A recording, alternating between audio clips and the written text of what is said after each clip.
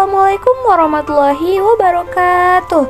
Perkenalkan, nama saya Halimah dengan NIM 12080220884 dari kelas 5H Program Studi Agroteknologi UIN Suska Riau.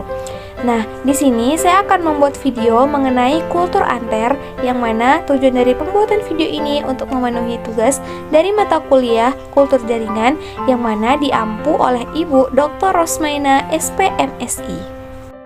Langsung saja kita masuk ke materinya, yaitu kultur anter. Apa sih pengertian dari kultur anter itu sendiri? Kultur anter adalah teknik di mana antera yang sedang berkembang pada tahap yang tepat atau kuncup bunga yang belum terbuka ditumbuhkan pada media kultur yang tepat, lingkungan yang terkontrol dan aseptik, hingga tumbuh menjadi kalus atau embrio dan tanaman utuh melalui proses organogenesis dan embriogenesis.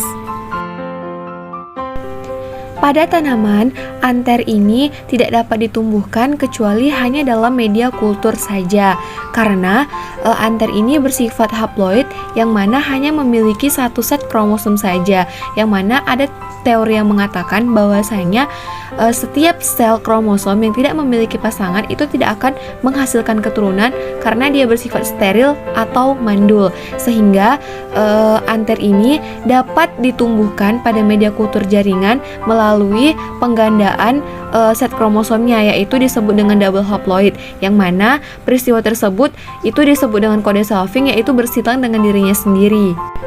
Nah, peristiwa ini hanya dapat kita temui di dalam kultur jaringan saja.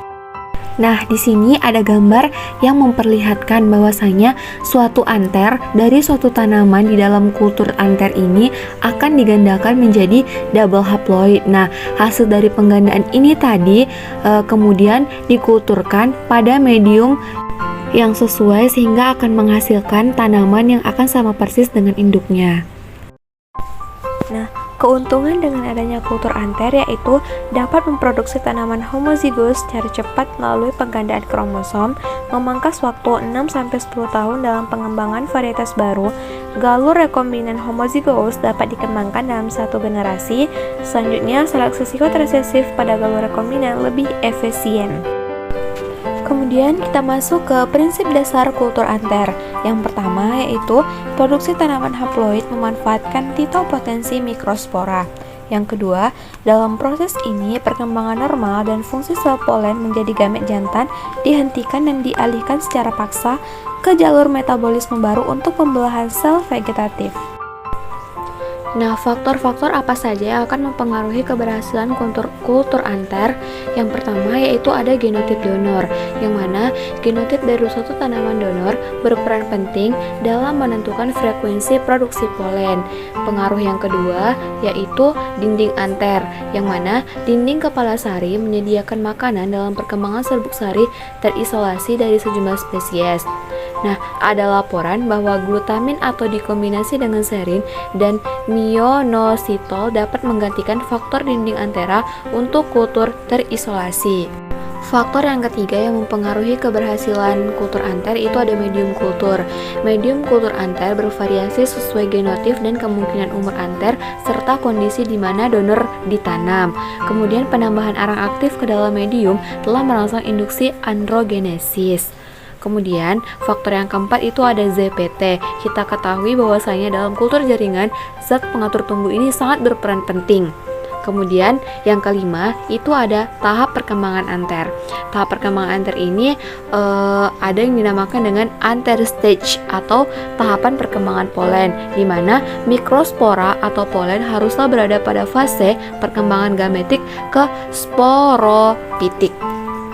Kemudian, faktor yang mempengaruhi keberhasilan kultur anter yang kelima, yang keenam itu ada pengaruh suhu, yang mana suhu dapat meningkatkan frekuensi induksi androgenesis mikrospora.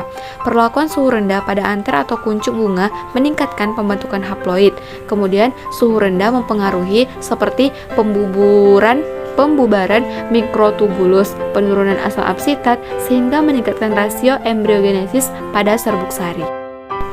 Nah, kultur anter sangat berpenting dalam digunakan sebagai basic riset di bidang yang pertama di studi kotigenetik atau ilmu yang mempelajari kromosom. Yang kedua, studi genetik rekombinan pada suatu tanaman. Yang ketiga, sebagai model pada studi diferensiasi dan perkembangan dari single cell menjadi organisme sempurna. Nah, yang keempat, mempelajari faktor-faktor yang mengontrol embryogenesis polen pada suatu tanaman. Dan yang terakhir, pembentukan double haploid pada yang homozygous dan fertil. Nah, itu tadi penjelasan mengenai kultur anter. Semoga bermanfaat. See you next time. Wassalamualaikum warahmatullahi wabarakatuh.